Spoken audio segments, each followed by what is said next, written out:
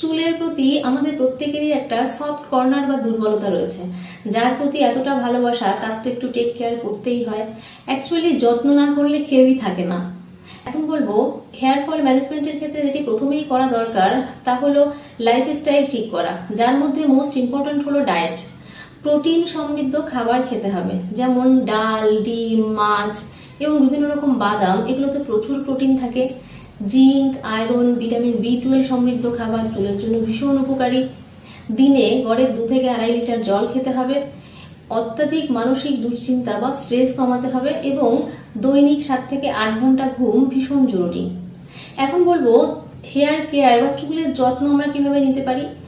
Shampoo তো আমাদের প্রত্যেককেই ব্যবহার করতে হয় চুলটাকে ক্লিন রাখার জন্য। সেক্ষেত্রে চেষ্টা করবেন মাইল্ড শ্যাম্পু ব্যবহার করতে, অর্থাৎ সালফেট বা প্যারাবেন ফ্রি হলে ভালো হয়। দ্বিতীয়ত হেয়ার মাসাজ, এটি ভীষণ গুরুত্বপূর্ণ।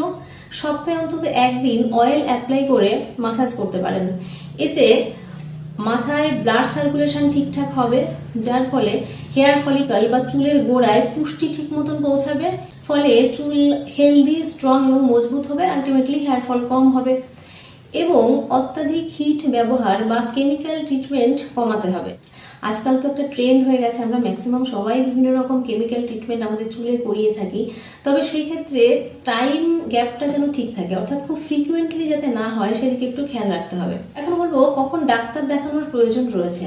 ওই যে হেয়ার ফল ম্যানেজমেন্টগুলোর কথা বলা হলো, ওইগুলো আপনি ঠিকঠাকভাবে মেনে চলেন বা চলছেন, কিন্তু খুব একটা কোনো ইমপ্রুভমেন্ট হচ্ছে না, কিংবা চুল পড়া হঠাৎ করে খুব বেড়ে গেলে, অথবা মাথার বিভিন্ন জায়গা থেকে গুচ্ছ গুচ্ছ আকারে চুল উঠে গেলে, বা হেয়ার ফলের সঙ্গে যদি স্ক্যাল্পের কোনো রকম কোনো সমস্যা থাকে, যেমন অত্যাধিক ইচিং, ড্যান্ড্রফ, কিংবা কোনো রকম ফাঙ্গাল ইনফেকশন, বা অনেক সময় মাথার চামড়ায় ঘা হয়ে যায়, এই সমস্ত ক্ষেত্রে কিন্তু খুব বেশি ডিলে করবেন না, তাড়াতাড়ি ডাক্তার দেখিয়ে নেবেন।